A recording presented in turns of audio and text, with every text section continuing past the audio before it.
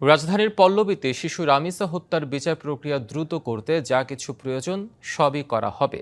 এই বিচারে দৃষ্টান্ত স্থাপন করতে চায় সরকার, বললেন আইনমন্ত্রী মোহাম্মদ আসাদুজ্জামান।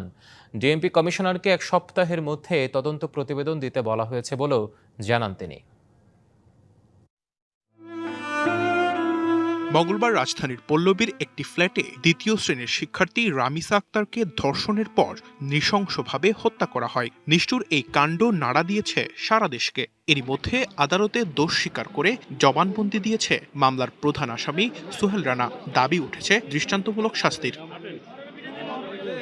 সরকারও জোর দিচ্ছে দ্রুত বিচারের। এরই মধ্যে ঢাকার পুলিশ কমিশনারকে 1 সপ্তাহের মধ্যেই তদন্ত প্রতিবেদন দিতে বলেছেন আইনমন্ত্রী। পুলিশ কমিশনারকে টেলিফোন করে বলেছি এই মামলার তদন্ত প্রতিবেদন যতটা দ্রুত সম্ভব 1 সপ্তাহের মধ্যে করার ব্যবস্থা।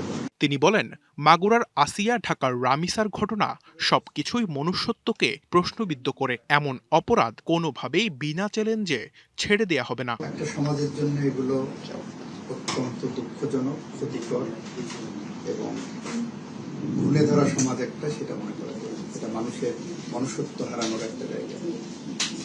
যারা এই ধরনের অপরাধের সাথে সম্পৃক্ত, এখানে সেই অপরাধীদেরকে